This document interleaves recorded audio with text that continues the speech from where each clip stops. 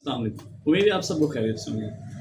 आज काफ़ी दिनों बाद आपसे क्रिकेट मैच पर बात करने को दिल किया, तो आपको बताते चले पाकिस्तान क्रिकेट टीम आजकल ज़िम्बाब्वे के दौरे पर, इससे पहले वो ऑस्ट्रेलिया में थी।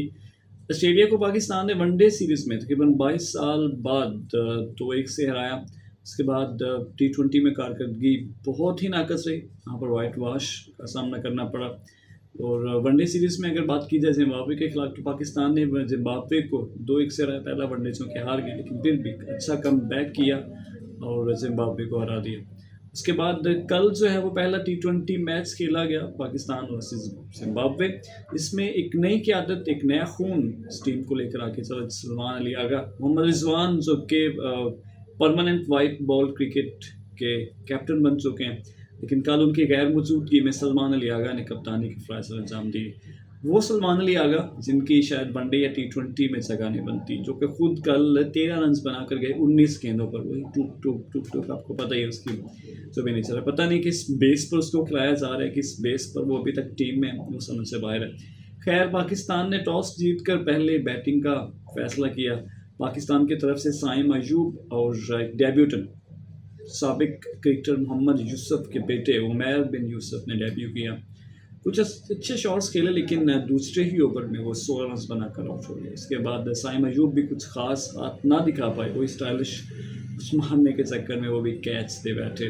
उसके बाद खैर पाकिस्तान की जो बैटिंग थी वो लड़खड़ाती रिंगती 160 तक पहुंच गई, जो कि मेरा ख्याल था कि 200 तक जाना चाहिए। पिच बिल्कुल सीधी थी, कोई इतना खास सीम नहीं था, ग्राउंड भी छोटा था, छक्का बड़े आराम से जा रहा था।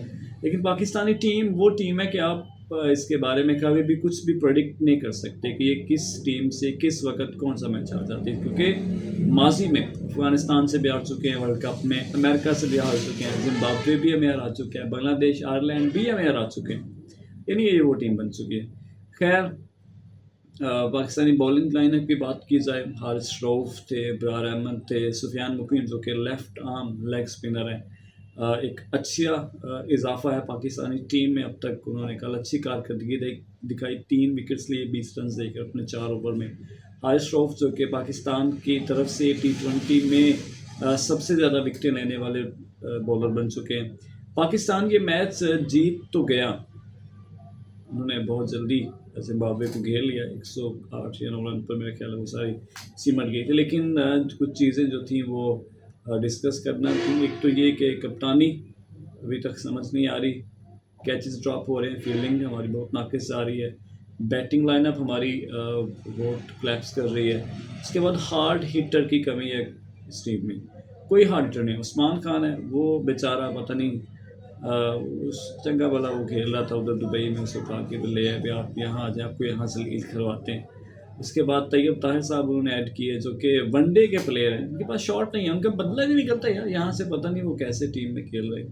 खैर, उसके बाद अपने न्याजी साहब, इरफानुल्लाह न्याजी साहब, उनकी बात कर ली जाए, वो भी हिट लगाने की कोशिश करते हैं, लेकिन वो भी अभी तक कामयाब नहीं। खुद कैप्टन सलमान अली आगा साहब, जो कि खुद को प्रमोट करके चौथे नंबर पर तो आए, लेकिन एक भी शॉट नहीं लगाया, एक भी चौका लगाया, और बस रोकते रहे और डॉट्स खेलते रहे, और ज़िम्बाब्वे के खिलाफ 19 गेंदों में 13 रन बना सके। और बाद में कहा कि हमने प्लानिंग ऐसे की हुई थी कि हमने खेलना ही ऐसे था। खैर, पाकिस्तान का कल फिर मैच है उनके साथ फिर उसके बाद 5 तारीख को मैच है।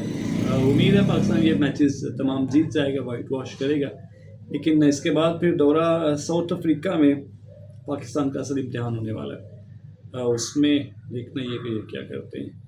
तो बाकी आप मैचेस देखते रहिए। और दूसरा, चैम्पियन ट्रॉफी वाला वो कहा जा रहा है कि हाइब्रिड मॉडल पर पाकिस्तान जो है वो राज़ी हो चुका है। इंडिया में पाकिस्तान नहीं जाएगा, जितने भी इवेंट्स होंगे 2025 से 2031 के दौरान में पाकिस्तान इंडिया नहीं जाएगा, इंडिया यहाँ नहीं आएगी। ये अपने लिए हाइब्रिड मॉडल डिमांड करेंगे, वो अपने लिए हाइब्रिड मॉडल डिमांड करेंगे। लेट्स सी क्या होता है, ये ऊँट किस करवट बैठता है। अभी तक शेड्यूल नहीं आ सका चैम्पियन ट्रॉफी का, मैचेस कब होंगे।